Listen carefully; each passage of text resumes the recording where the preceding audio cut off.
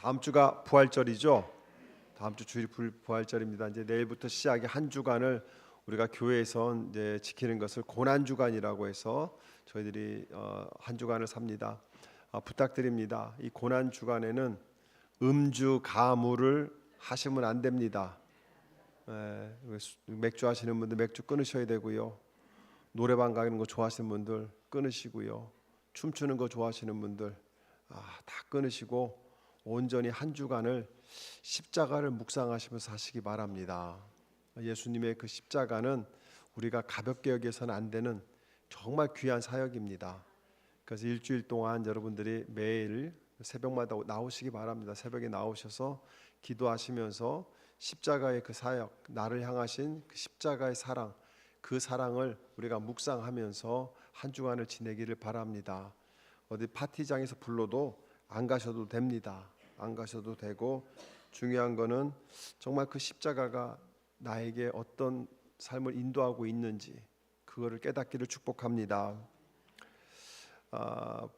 부활절만 되면 우리가 부활절을 많이 기대하지요.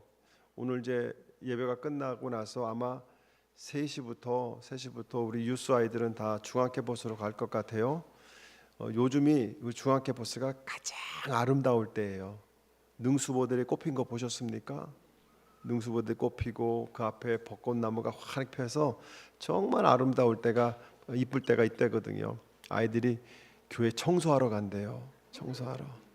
그리고 번제를 드린다고, 봄맞이 번제를 드린다고 가니까 여러분들도 예배 끝나시고 시간 되시는 분들은 다 오셔서 우리가 교육관을 좀 정리를 해야 됩니다. 근데 아이들이 그걸 하겠다고 그러니까 여러분들 오셔서 같이 좀 도와주시면 감사하겠어요. 여러분들은 부활절 그러면 생각나는 게 무엇입니까? 예수님의 영광이 생각이 나야 됩니다. 그런데 그 예수님의 영광은 십자가의 길을 지나지 않고는 나타날 수가 없어요. 그리고 빈 무덤의 기쁨은 갈보리 언덕의 어둠 위에 세워져야 가능했던 겁니다. 저는 이 십자가를 오늘 묵상하면서 과연 우리는 십자가를 어떻게 바라보고 있고 부활절을 어떻게 기다리고 있는가를 한번 생각해 보려고 합니다. 제가 로고스 교회를 담임할 때 미국 교회를 렌트해서 사용을 했습니다. 그분들이 주일날 예배 드리는 거 보면 참 뜨겁게 예배 드립니다. 막 눈물을 흘리며 찬양하고 손을 높이 들고 찬양하고, 기도할 때 보면 서로 막 끌어안고 땅바닥에 대굴대굴 굴르고, 기도하는 거 보면 바닥에 납작 엎드려서 손을 쫙 펴고 기도하고 너무나 그럽니다. 근데 부활절이 되니까 이분들이 옷이 막 새 옷들을 다, 아이들부터 새 옷들을 막 드레스부터 시작해서 뭐 남자들 막 양복 사 입고 막 그러고 교회로 오더라고요. 근데 그 모습을 보면서 제가 어떤 생각이 들었냐면, 이들에게 있어서 부활절은 옷 사는 날이구나. 제가 그때 너무 슬펐어요. 우리를 위해서 부활하신 예수는 없어요. 자기들끼리 새 옷 입고 와서 확 일로 오라고 사진 찍자고, 여기가 배경이 좋다고. 여러분, 부활절은 기쁜 날이고요, 또한 부활절은요 희망의 날이고 소망의 날이지만 또 하나는 나 자신을 돌아보는 날이 되어야 된다는 것이죠. 나를 위한 날이 아니라 누구를 위한 날이다? 그리스도를 위한 날이다. 우리는 단순하게 예수님이 우리를 사랑하셨다라는 말에 너무 익숙합니다. 그럼 여러분에게 물어보겠습니다. 여러분들은 예수님이 나를 사랑하신다는 말을 믿습니까? 그럼 여러분들에게 한번 물어볼게요. 여러분은 예수님을 사랑하십니까? 정말 사랑하십니까? 근데 예수님은 우리를 위해서 목숨을 내어놓으셨어요. 그럼 여러분들은 예수를 위해서 목숨을 내어놓을 수 있으십니까? 아멘 소리가 갑자기 사라지죠. 왜 우리가 이런 차이가 나냐면, 그 사랑이 얼마나 깊은지, 그리고 예수의 십자가의 그 사랑이 어디까지 내려갔는지, 그리고 그 사랑이 우리 안에 남아있는 나도 모르게 쌓여있는 상처와, 또 살아오면서 미움과, 또 살아오면서 생기는 어떤 부끄러움의 문제를 어떻게 해결하셨는지를 우리는요 인격적으로 만나지 못하면 그냥 하나님은 우리를 사랑하신다는 말이 그냥 공허한 울리는 꽹과리처럼 그냥 울려 퍼지는 거예요. 어떤 사람이 나를 정말 사랑하면 우리도 그 사람에 대한 사랑이 나오게 되어 있습니다. 오늘은 상처에 대해서 한번 생각해 보려고 합니다. 지난 8주 동안 저희들이 큰 산이라는 주제를 가지고 큰 산을 넘어야 된다고 말씀을 드렸습니다. 근데 이민 생활하면서 저와 여러분들이 갖고 있는 가장 큰 산이 있어요. 그게 무슨 산이냐면 상처의 산입니다. 이 상처의 산은요 너무나 높고 너무나 깊어요. 우리 가운데 깊은 상처를 안고 하나씩은 안고 사는 분들이 대반일 겁니다. 나는 상처가 없어요 하시는 분들 과연 있을까요? 겉으로는 멀쩡해 보여도 마음 안에 오래전에 누군가가 툭 뱉은 말 한마디가 가슴에 꽂혀서 그냥 그것이 비수처럼 가슴에 꽂혀 있으면서 살아가는 분들도 있습니다.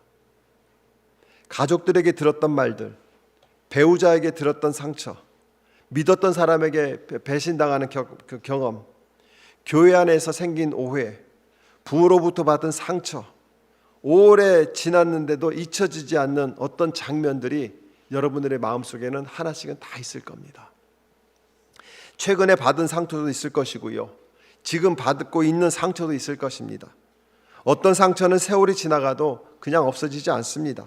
겉으로는 지난 일처럼 보여도 비슷한 상황이 오면 기억이 생생해지죠. 생각만 해도 마음이 굳어지고 가슴이 답답해집니다. 그걸 우리는 이제 트라우마라고 얘기를 합니다. 제가 초등학교 6학년 때, 우리 때는 초등학교가 아니었죠. 국민학교였죠. 국민학교. 소학교 나오신 분. 소학교는 우리보다 선배들이 소학교 다녔어요. 6학년 때 미술 시간에 칼을 가지고 스티로폼을 자르는 그게 있었어요. 근데 그것이 잘못 잘려서 칼이 쑥 빠져가지고 그걸 다시 끼워 넣으려고 책상에다 이렇게 넣고 밀다가 탁 하고 접히면서 손가락에 이 반이 쭉 하고 나간 적이 있습니다. 근데 지금은요, 지금도 이 상처를 보면 그때 칼날이 내 몸속으로 훅 들어왔던 그 느낌이 지금도 생생합니다. 그런데 상처는 고통이 아니거든요. 상처는 상처로 그냥 다 나은 거거든요. 그런데 우리는 그때 그 느낌을 그대로 갖고 살아갑니다.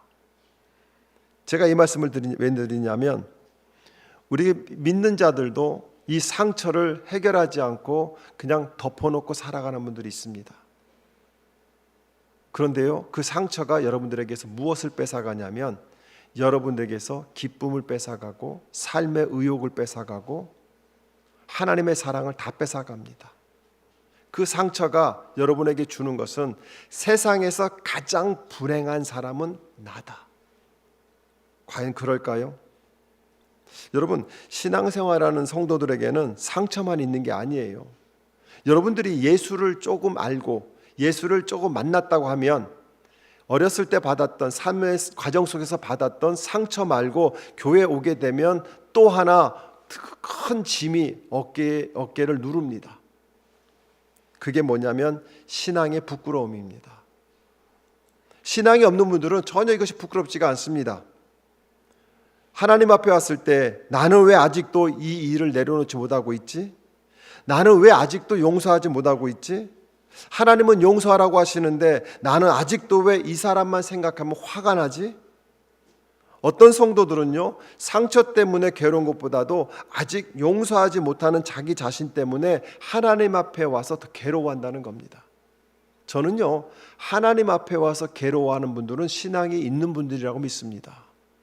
그나마 신앙이 있으니까 그것이 괴로움이 되고 하나님 앞에 와서 정말 얼굴을 들 수 없는 그런 마음의 자세를 갖게 하지요.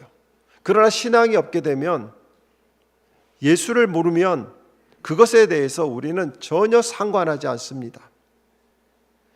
예배를 드리면서도 신앙이 있는 분들은 예배를 드리면서도 내가 누군가를 용서하지 못하고 상처를 부여안고 살아가는 것 때문에 마음 한쪽에 항상 무겁고 그 한쪽으로 숨으려고 합니다. 기도하려고 해도 부끄럽습니다. 왜요? 용서해달란 말이 안 나와요. 하나님 앞에 내가 용서를 못하고 있으니까. 찬송을 부르지만 마음이 무겁습니다. 하나님 앞에 나아가고 싶어도 나는 이런 마음을 가지고 있으니까 은혜 받을 자격이 없는 것 같다는 생각이 들기도 합니다. 하나님을 향한 사랑이 실질적인 사랑이라고 한다면 이런 마음을 가지는 것이 당연한 겁니다. 여러분이 정말 하나님을 사랑하면 교회 왔을 때, 하나님 앞에 섰을 때 우리는 그런 양심의 소리를 들을 수 있어야 됩니다. 그러나 듣지 못하는 분들이 많다는 겁니다. 저는 안타까운 것은 듣고 있으면서도 그 자리에 머물러 있으려고 하는 분들도 안타깝고요. 그런 소리를 듣지도 않으면서 그냥 다른 사람과의 관계를 그렇게 깊게 사귀지도 않고 나 혼자 교회 다니면 되지, 이런 생각 속에 있는 분들도 참으로 안타깝다는 것이죠. 오늘 말씀은 제가 이 말씀을 통해서 여러분들에게 왜 아직도 용서 못하고 있느냐 하고 말하고 싶지는 않습니다. 저는요, 이 본문에서 이야기하는 것이 오래된 상처와 미움, 부끄러움 때문에 주님 앞에서 숨고 있는 사람들에게 그 상태 그대로 주님께로 나오라고 권고하고 싶습니다. 십자가는요, 다 정리된 사람이 오는 것이 아니에요. 십자가는 아직도 눈물이 남아있는 사람들이 오는 것입니다. 아직도 마음에 상처가 있는 사람이 찾아오는 것이 십자가입니다. 아직 다 용서하지 못했다고 고백하는 죄인이 오는 것이 십자가 앞이라는 것이에요. 왜냐하면 십자가는 완성된 사람을 위한 자리가 아니라 구원이 필요한 사람을 위한 자리이기 때문에 그렇습니다. 여러분들은 진정한 십자가를 붙들기를 축복합니다. 마태복음 27장은요, 십자가의 현장을 보여주는데 그 십자가의 현장에서는 무엇을 볼 수 있냐면 예수님께서 사람으로서 이 땅에서 당할 수 있는 모든 수치를 당하는 모습을 그대로 보여줍니다. 여러분이 인생을 힘들게 살아왔다고요? 천만의 말씀, 예수님만큼 못 사셨습니다. 여러분이 불행하다고요? 천만의 말씀, 예수님에 비하면 여러분들은 하이웨이 타고 오셨어요. 여러분의 삶이 비참하다고요? 천만의 말씀, 예수님에 비하면 여러분들은 왕자 공주로 사셨습니다. 우리가 그걸 모르기 때문에 세상에서 가장 비련한 여인이 나고, 세상에서 가장 고생한 사람이 나고, 세상에서 가장 불쌍한 사람이 나라고 얘기하는데, 여러분, 세상에서 가장 불쌍한 사람들은 절에 있어요. 절에. 불쌍이잖아요, 그게. 그게 다 절에 있지 교회는 없어요. 세상에서 가장 행복한 사람들이 모이는 것이 교회입니다. 자, 예수님은 배신당했죠. 그것도 제자들에게, 3년 동안 가르쳤던 제자들에게 배신을 당했습니다. 예수님은 억울한 재판을 받으셨어요. 거짓과 시기와 정치적인 계산 속에서 죄 없는 분이 죄가 있는 것처럼 정죄를 받으셨어요. 군인들이 예수님을 희롱했어요. 자주색 옷을 입혀놓고 가시관을 씌워놓고 네가 유대의 왕이냐고 놀리면서 그 얼굴에 침을 뱉었어요. 지나가는 사람들도 조롱했고요, 종교 지도자들도 조롱했습니다. 그러면서 네가 정말 하나님의 아들이면 내 십자가에서 내려와 보라고 비웃었지요. 그분은 몸만 찢긴 것이 아니라 그분은요, 그 존엄이 짓밟혔고요, 인격이 모욕당했고요, 그 마음의 상처를 가득 받으신 분이 예수님이세요. 그분은 사람에게 버림받으셨어요. 그리고 나서 십자가에서 얼마나 억울하면, 얼마나 화가 나면, 얼마나 분통이 터지면 나의 하나님, 나의 하나님 어찌하여 나를 버리셨습니까? 이런 인간의 원초적인 울부짖음이 예수님의 입에서 나왔다는 것이죠. 사랑하는 성도 여러분, 예수님은 왜 그 길을 걸어가셨을까요? 세상은 종종 우리가 가지고 있는 상처에 대해서 가볍게 얘기합니다. 그냥 잊어버려라. 시간이 약이야. 별일 아니었다고 생각하라. 이렇게 말을 하지만 성경은 절대 그렇게 얘기하지 않습니다. 여러분이 받은 상처는 실질적인 사건들이었습니다. 여러분들은 듣지 않아도 될 말을 들었고요, 그렇게 취급당하지 않아도 될 사람인데 그렇게 취급당했고요, 그렇게 상처를 받지 않아도 되는 사람인데 그렇게 상처를 받아왔던 것은 사실적인 이야기입니다. 저는요, 그것을 덮어두라고 얘기하지 않겠습니다. 여러분들을 그것을 덮어두고 쉬쉬하라고 하지 않겠습니다. 여러분의 어려웠던 세월들, 여러분들은 충분히 그 어려운 세월을 살아오셨습니다. 지금 돌아보면 화도 납니다. 그때 그 사람을 안 만났으면, 그때 내가 그것을 선택하지 않았으면, 이런 것들도 많이 있겠죠. 그러나 오늘 여러분에게 묻겠습니다. 그 생각으로 내일을 또 사시겠습니까? 어떻게 하시겠어요? 예수님은 멀리 서서 우리들에게 다 괜찮아 하고 말하는 분이 아니세요. 그분은요, 그 상처의 한 복판으로 들어오셨어요. 여러분이 배신당한 것처럼 예수님도 배신을 당하셨습니다. 여러분이 모욕을 당한 것처럼 예수님도 모욕을 당하셨어요. 여러분이 억울한 자리에 들어섰던 것처럼 예수님도 억울하셨어요. 여러분이 수치를 느꼈다고 생각하는 그 자리에 예수님도 똑같이 수치를 당하셨다는 것이죠. 여러분이 버림을 받았다고 생각하는 것처럼 예수님도 실질적으로 버림의 깊은 자리까지 내려오셨다는 겁니다. 그러므로 상처 입은 성도는 주님에게, 우리 하나님에게, 예수님에게 주님은 모르십니다 하고 말할 수가 없어요. 주님은 알고 계세요. 그냥 관찰자로 아시는 것이 아니라 몸으로 직접 아시고 피로 아셨고 눈물로 아셨던 분이기에 그 예수님이 여러분을 위로할 수 있다는 겁니다. 마태복음 27장을 읽을 때 우리는 여기에서 멈출 것이 아니라 좀 한 번 더 나가야 돼요. 왜냐하면 십자가는 단지 예수님도 상처받으셨다는 공감의 이야기가 아닙니다. 예수님의 고난은 단순히 상처받은 한 의인의 비극이 아니에요. 그분은요, 대속의 어린 양으로 서 계시는 거예요. 우리 죄를 대신 지고 하나님의 심판 아래 서 계시는 겁니다. 그러므로 십자가는 우리의 상처를 이해하시는 자리가 되는 동시에 또한 우리의 상처를 치유하는 자리가 되는 것이고요, 또한 우리의 죄를 드러내는 자리도 된다는 것이죠. 우리는 흔히 자신을 상처받은 사람으로만 생각합니다. 그런데요, 착각하지 마세요. 여러분도 누군가에게 상처를 준 사람들입니다. 나는 상처도 주지도 않고 상처도 안 받았다. 그분은 돌봄이 필요한 분이에요. 여러분이 상처받은 것보다 여러분이 상처 준 사람이 더 많습니다. 우리 그거 인정하고 갑시다. 그게 인정이 돼야 십자가의 회복이 나에게 옵니다. 누군가에게 상처를 준 사람들이, 누군가 내 말 한마디가 누군가에게는 비수처럼 꽂혀서 수십 년 세월이 흘러도 치유가 안 되는 경우도 있습니다. 그러니까 그런 거예요.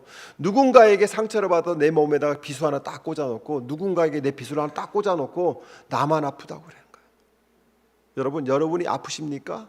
그러면 여러분 때문에 누군가도 상처를 받고 있다는 것을 기억하시면 내 아픔이 슬픔으로 변하지는 않습니다. 해결해야 될 문제죠. 내 차가운 태도가 누군가의 마음을 닫게 했을 수도 있고요, 내 고집, 내 교만, 내 자기 중심성이 다른 사람을 울렸을 수도 있습니다. 그것이 자녀일 수도 있어요. 자식들일 수도 있습니다. 사실 부모님들이 여러분들 톡 까놓고 여러분 자녀들에게 인격적으로 혼낸 적이 없잖아요. 혼낼 때 여러분들이 인격적으로 혼냈겠습니까? 천만의 말씀. 인격적으로 혼내지 않았습니다. 뭘로 혼냈겠어요? 생각나는 대로. 생각나는 대로. 나는 너를 위해서. 자식들은 그렇게 생각하지 않습니다. 엄마 아빠는 기분 날 때마다, 틀릴 때마다 자기들한테 뭐라고 한다고. 사랑하는 성도 여러분, 여러분들, 우리가 내가 상처를 갖고 살아가면 내 속에서 계속해서 내가 판결을 내리려고 합니다. 나는 절대로 저 사람을 용서할 수 없어. 저 사람을 반드시 대가를 치러야 해. 내가 끝까지 기억할 거야. 그렇게 우리는 상처를 붙든 채 스스로 최종의 심판자의 자리에 올라가려고 하는데, 여러분 생각해 보세요. 내가 심판하려고 하는 그 마음이 있는 사람이 평생 괴로울까요? 아니면 그 사람, 자기는 기억도 못하는 그 사람이 평생 괴로울까요?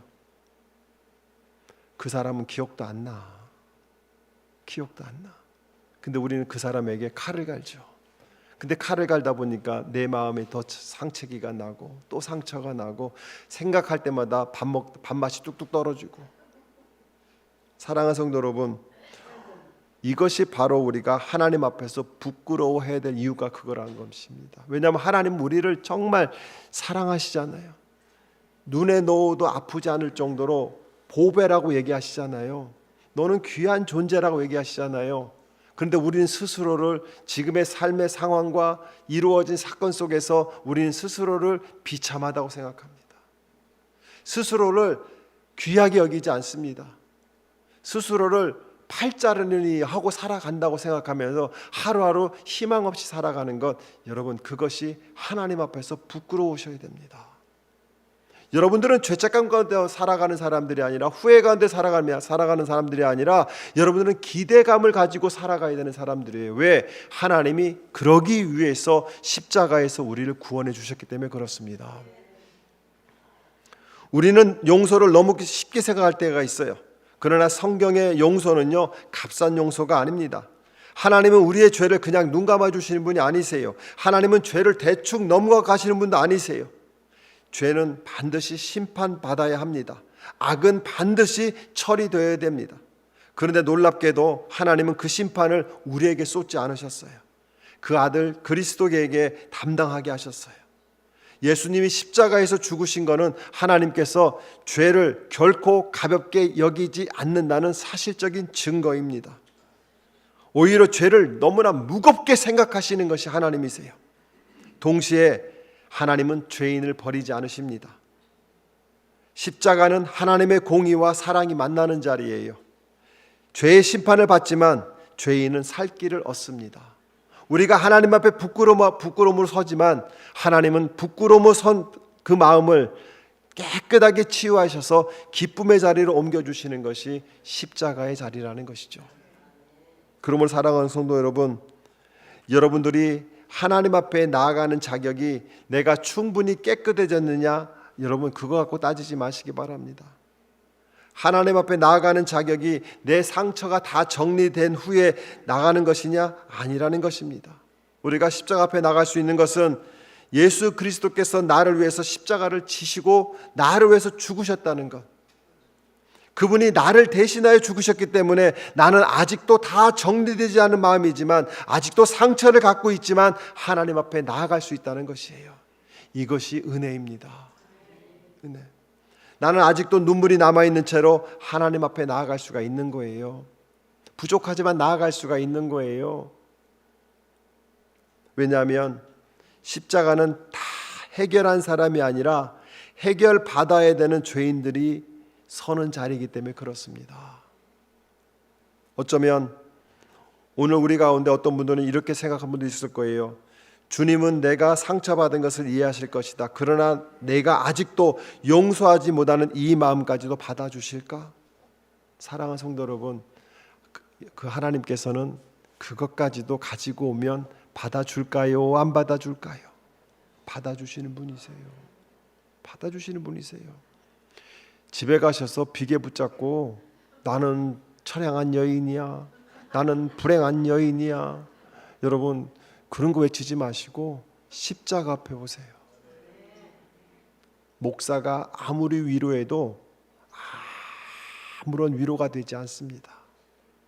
목사의 위로가, 사모의 위로가 정말 힘이 있다고 한다면 교회 나가는 사람 한 명도 없어요. 다 예수 잘 믿죠. 진정한 위로는 누구한테 받는 것이냐? 하나님한테 받는 겁니다. 예수님은 내 상처만 지신 것이 아니에요. 예수님은 내 상처 때문에 생겨난 뒤틀린 반응까지도, 상처로 인하여 뒤틀려버린 우리의 마음까지도 다 받아주셨어요. 보세요. 상처로 인해서 우리 안에 뭐가 생겼어요? 화가 생겼어요. 생각만 하면 막 머리가 쭈뼛쭈뼛 서요. 밥맛이 뚝뚝 떨어져요. 원한이 있어요. 할 수만 있으면 복수하고 싶다는 복수심도 있어요. 그리고 차기차게 다른 사람을 냉소하는 그런 마음도 있고요. 또한 스스로를 바라보면서 부끄러움도 있어요. 그리고 또 나아가서는 자기를 정죄합니다. 나 같은 게 뭐. 그런데요, 하나님은 그것까지도 다 등에 지고 십자가로 올라가셨다는 겁니다. 그러므로 주님 앞에 나아갈 때에 우리는 상처만 가져가는 것이 아니라, 주님, 저는 상처받았습니다 만이 아니라, 주님, 저는 이 상처 때문에 죄를 짓고 있습니다. 저는 아직도 미워하고 있습니다. 저는 아직도 놓지 못하고 있습니다. 이런 저도 받아주시옵소서. 여러분, 이것이 믿음이에요. 여러분, 지금도 누군가의 이름을 떠올린다든지 어떤 사람을 떠올리게 되면 화가 치밀어 오거나, 그러다 보면 우리는 또 어떤 걸 선택하냐면, 생각은 말자, 신경 끄자. 근데 신경이 꺼져요, 안 꺼져요? 절대 안 꺼집니다. 왜냐하면 그 사람은 내가 죽든지 그 사람이 죽든지 둘 중에 한 명이 죽어야 서로 관계가 끊어지거든요. 그게 무슨 관계예요? 가족 관계예요. 가족 관계. 가족이라 안 볼 수도 없고 보자니 너무나 짱하고, 그러다 보니까 내 속에 아유, 신경 쓰지 마. 나 신경 안 써. 그런데요, 신경이 안 써집니까?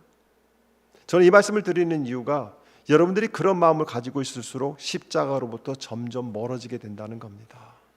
여러분의 마음이 더 지옥이 된다는 거예요. 우리는 용서를 어떻게 이해해야 될까요? 용서를 너무 가볍게 말해서는 안 됩니다. 용서는 상처가 생긴 것을 없던 일로 만드는 것이 아니에요. 용서는요, 죄를 작은 일로 취급해서도 안 됩니다. 용서는 학대를 계속해서 허용하는 것도 아닙니다. 용서는 이제 아무렇지도 않습니다 하고 거짓말하는 것도 용서가 아닙니다. 어떤 경우에는 우리는요, 건강한 거리와 경계가 필요합니다. 여러분, 어떤 사람과 만나는 것이 정말 싫으시면 거리를 두세요. 일정 거리를 두세요. 거리를 두되 미워하지는 마세요. 왜요? 그 미움이 결국은 나를 죽인다는 겁니다. 어떤 경우에는 악을 드러내기도 합니다. 그 사람이 잘못한 것을 드러낼 수도 있습니다. 어떤 경우에는 도움을 받아야 됩니다. 여러분, 부탁을 드립니다. 여러분 집에 자동차 사고 나서 라이드를 부탁하지 마시고, 목회자들에게 여러분의 마음속에 있는 풀리지 못하는 그 숙제들, 마음의 상처들 치유해달라고 상담하러 오시기 바랍니다. 그게 해결돼야 돼요. 그게 해결되지 않으면 우리는 계속해서 슬픔 가운데 살아간다는 겁니다. 사랑하는 성도 여러분, 성경에서 말하는 용서는 뭘까요? 용서는요, 내가 최종 심판 자리를 내려놓는 것입니다. 내가 용서를 하겠다, 용서해 주겠다가 아닙니다. 그것은 내가 심판자가 되는 거예요. 내가 갚으려는 손을 거두고요, 하나님 앞에 맡기는 겁니다. 하나님, 이 죄를 가볍게 여기지 않습니다. 하지만 제가 이 문제의 최종 주인이 되지 않겠습니다. 내가 상처를 받았습니다. 그러나 하나님, 내가 복수하지 않겠습니다. 하나님, 내가 상처를 많이 받았습니다. 그러나 내가 되갚지는 않겠습니다. 용서를 누구한테 맡기는 거예요? 하나님께 맡기는 겁니다. 이게 신앙입니다. 사랑하는 성도 여러분, 용서는 언제나 감정 해결이 아니라 믿음의 방향의 전환입니다. 이게 참 중요한 거예요. 우리 교회 로고를 보게 되면 세상과 하나님의 나라 사이에 예수 그리스도가 가르쳐주는 그 길을 따라가는 것이 우리 교회 로고입니다. 우리가 창조하는 것이 아니라 예수가 가르쳐준 그 길. 사랑하는 성도 여러분, 우리가 방향을 잘 정해야 돼요. 내가 내 인생의 주인이 되면 모든 사람을 내가 심판하려고 합니다. 그러나 성경은 그것은 죄의 길이라고 얘기합니다. 내가 심판할 것이 아니라 하나님 앞에 맡겨드리는 것이 중요한 방향 전환이라는 것이에요. 여러분들이 화가 나고 여러분이 속에서 정말 어떤 것들이 끌어오르고 답답하고 미움이 생겨나고 한다면, 그때 여러분들이 해야 될 것은 그것을 묵상하는 것이 아니라 방향을 전환해야 돼요. 어디로? 십자가 앞으로. 십자가 앞으로. 사랑하는 성도 여러분, 빌립보서 2장 5절 한번 찾아보시기 바랍니다. 빌립보서 2장 5절. 용서를, 여러분의 상처를 치유할 수 있는 방법이 여기에 있어요. 용서할 수 있는 방법이 이곳에 있습니다. 빌립보서 2장 5절 같이 읽습니다. 시작. 여러분 안에 이 마음을 품으십시오. 그것은 곧 그리스도 예수의 마음이기도 합니다. 자, 보세요. 여기서 뭐라고 합니까?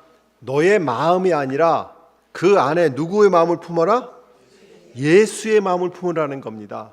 네가 주인이 되지 말고 예수가 주인이 된다는 거예요. 여러분, 나는 용서하지 못합니다. 나는 용서하지 못해요. 나는요, 미운 사람을 이뻐할 수가 없습니다. 나는요, 다른 사람들에게 더 많은 게 갚아주고 싶은 마음이 굴뚝 같아요. 여러분들이 그렇잖아요.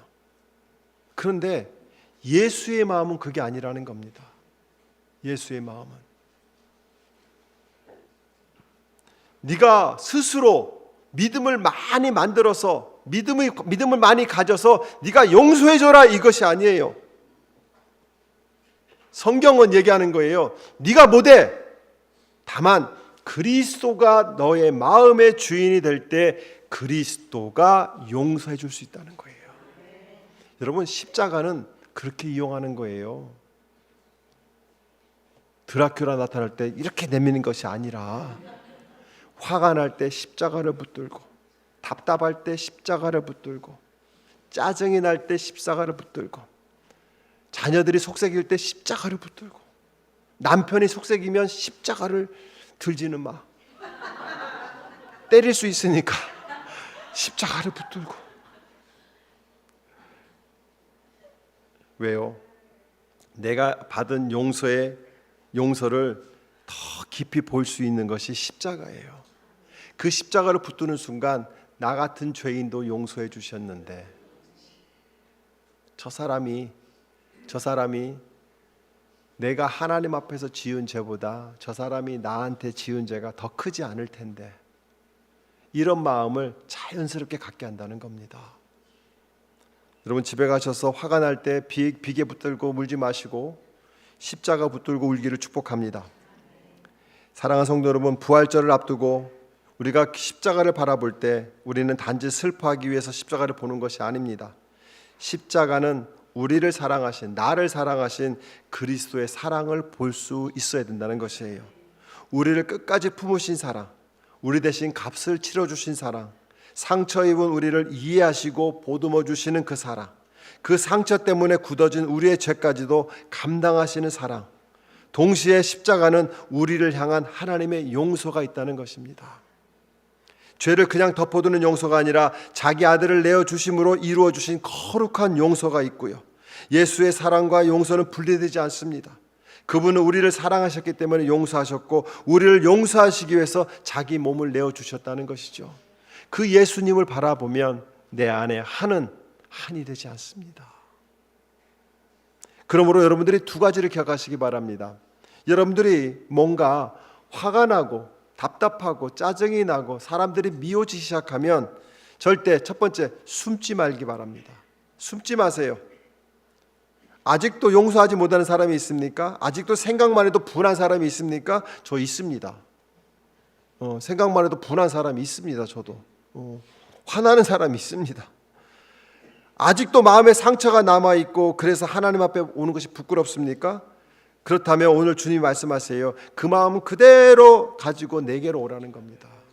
숨지 마세요. 아닌 척하지 마세요. 상처 받았잖아요. 아프잖아요. 답답하잖아요. 풀 길이 없잖아요. 여러분들이 어디로 와야 돼요? 십자가 앞으로 오는 겁니다. 십자가 앞으로 와서 하나님 나 아파요 그러는 거예요. 나 아파요. 병든 자가 제가 어제 얼전케어를 갔어요. 그랬더니 피곤해 죽겠는데 뭐 먹었냐? 언제 먹었냐? 언제부터 그랬냐? 아니 의사가 알아야지 내가 그걸 왜 대답해 주냐고 짜증이 나더라고요. 짜증이 나는 거예요. 가지고 아니 그 네가 알아줘야지 왜 내한테 그래? 피 검사했고 소변 검사했으면 네가 알아야 될 거 아니야? 그랬더니 아니 뭐 먹기 전에 뭘 먹었냐? 뭐 어떻게 했냐? 계속 물어보더라고요.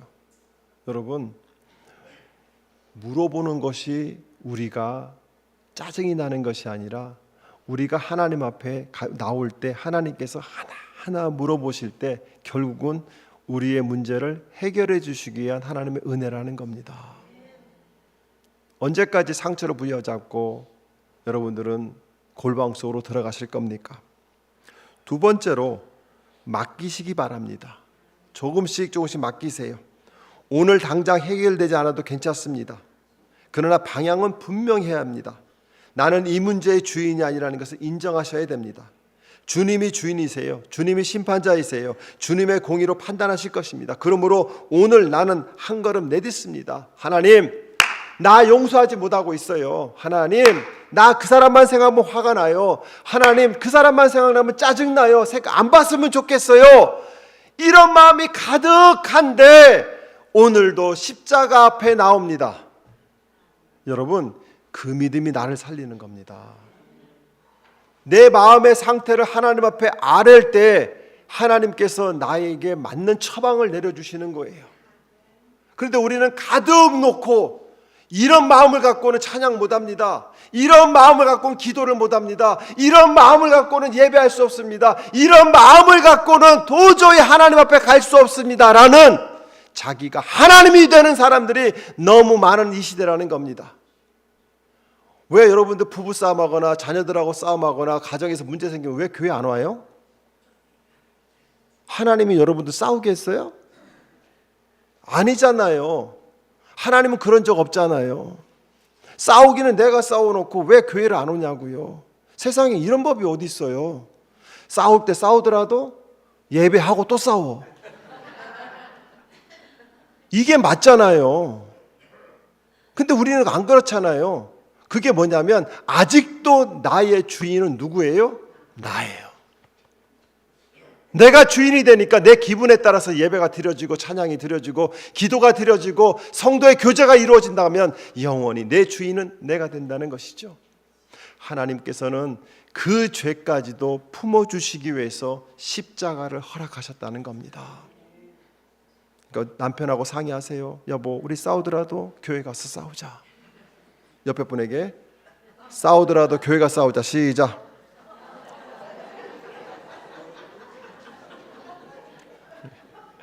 그리고 우리 솔직해집시다. 저도 이렇게 기도를 해요. 이건 제 기도입니다. 주님, 제가 아직도 다 용서 못합니다. 주님, 제가 아직도 많이 아픕니다. 내 마음을 알아주지 않는 그것 때문에 너무 아픕니다. 그래도 숨지 않고 십자가 앞에 나오겠습니다. 제 상처보다 더 깊은 사랑으로 저를 붙들어 주십시오. 제가 심판자의 자리를 내려놓고 용서받은 자로 용서의 길을 배우게 하시옵소서. 제가 매일 아침마다 기도드리는 내용이기도 합니다. 사랑하는 성도 여러분, 우리가 부활절을 기다리는 오늘 십자가에서 죽으신 예수 그리스도의 그 사랑과 용서가 여러분의 마음에 치유의 역사가 있기를 축복합니다. 이제 여러분들은 선택하셔야 돼요.